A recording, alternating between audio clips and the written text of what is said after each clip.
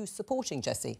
I'm supporting Kemi. I was one of Kemi's first backers, and very enthusiastically. I think she's a real breath of fresh air, very strong personality. She's mental, mate. She's absolutely crazy, right? If you need to understand just how absolutely wild Kemi Badenoch is as a potential leadership candidate, all you have to do is watch the video that she had for launching her leadership campaign. And it really does have to be seen to be believed. Until we wake up and Kemi Badenoch doesn't exist anymore, I don't wish ill of her, I just wish her to shut up. No, I will not shut up. When you have that type of cultural establishment trying to keep conservatives down, you need someone like me who's not afraid of Doctor Who or whoever, and who's going to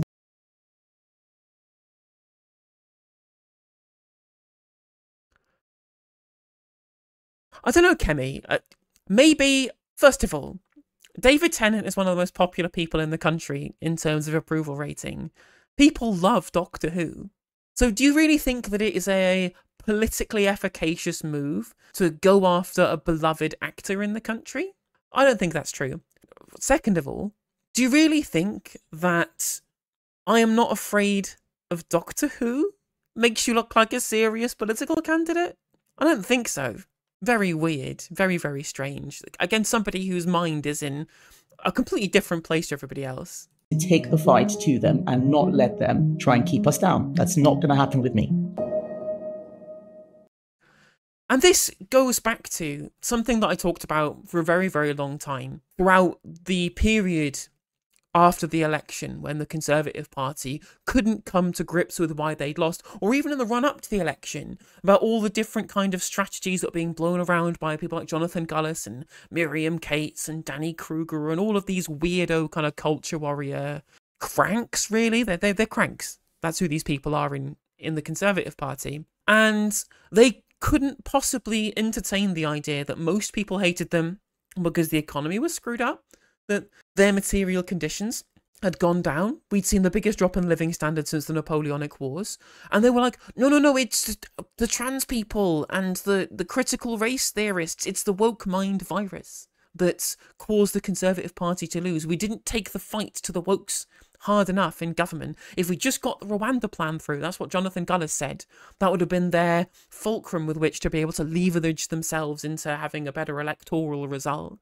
When it comes to Kemi Badenoch, here she was before the election banging on about gender-neutral toilets being bad. Literally, she's so fixated on this trans culture war nonsense that, again, the general public didn't care about this in the run-up to the election. Even the Reform UK anti-woke voters had it at like 3% in terms of their biggest concerns when it came to the election. Nobody put it as a top concern broadly across the electorate. Yet she was so mad about trans people. At her leadership election launch in 2022, she took the single cubicle toilets in the venue that she had deliberately hired herself to launch her leadership event.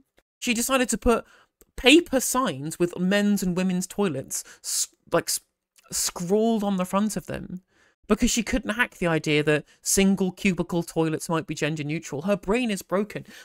All it does for the Conservative Party is make them look completely detached from the rest of the electorate when they bang on about culture wars as if this is what is relevant to politics in the year 2024. When all it did was push them further away from the perceptions of being in tune with the real concerns of most people in this country.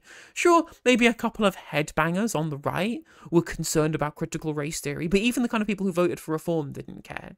It's funny that she essentially is taking her own personal beef with Doctor Who and using that as her, founding principle for her leadership election. Her pitch to the Conservative Party membership is, I will take the fight to Doctor Who. I'm not afraid of Doctor Who. Doesn't that sound insane to you?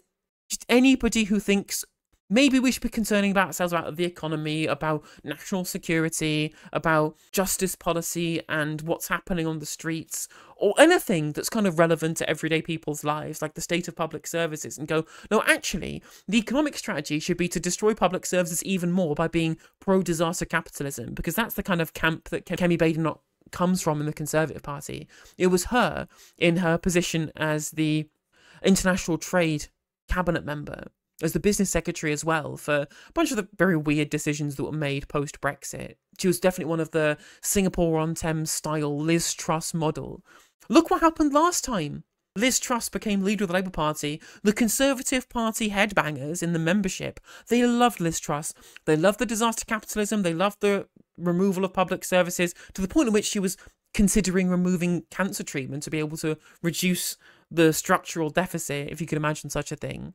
And she was a big culture warrior as well. She hated trans people too. She was mad about critical race theory. She got mad about like the wokeness infecting the civil service, for example, which we know Kemi Badenoch also massively cares about too in her interview with the Daily Telegraph.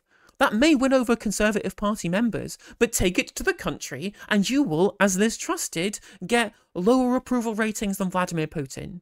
Sure, Conservative Party, elect Kemi Badenoch as the leader of your party if you want to. I won't stop you. I think it'll be bad. I think she will absolutely drive the discourse down to an absolutely surreal nadir where we're talking about ridiculous questions about trans people at the dispatch box, because she'll do it. You don't get me wrong. She's not somebody who's doing this for electoral reasons. She's doing it because she's a genuine crank about this stuff. Because even in her undersecretary position at the Women and Equalities post, she was in the background with Liz Truss trying to undermine the Financial Conduct Authority having a new policy to be nicer to trans people when it wasn't even electorally relevant. It was being done under the hood rather than publicly. She genuinely believes this stuff. And so if you think that she'll just stop when it's electorally relevant, no. She will drive the discourse down to the surrealist of nadirs, and it'll be worse for everybody, especially for trans people, whilst not advocating for things that are important for everybody's everyday lives, like the state of the economy. She will completely forego that stuff for the culture war, and all it will do will make the Conservative Party look totally unserious, completely unserious. So it'll be bad for the Conservative Party electorally. It'll be bad for trans people when it comes to where the discourse goes to. And I don't want that to happen. But if the Conservative Party wants to consign themselves to even further electoral oblivion, chasing after an ever-narrowing amount of Reform UK voters, rather than trying to focus on winning back people who defected to the Lib Dems and Labour, then it's worse for everybody. It literally is worse for everybody. But it just shows this particular advert is just the absolute pinnacle of why the Conservative Party membership and leadership are just completely out of touch with everybody else. Ridiculous. Honestly ridiculous, but hey-ho, such is the life of a Conservative Party member. Hey there, if you enjoyed the video, make sure that you like and leave a comment. That helps the video out in the algorithm. If you subscribe and ring the bell, it'll let you know when I go live. I stream every day on YouTube and Twitch. You can also follow all of my socials down in the description. And if you want to support me in a more financial manner, there's a join button for membership. It's just 99p to be a member on YouTube, as well as a Patreon, and there's some merch there as well. And hopefully I'll catch you on the next video. Take care.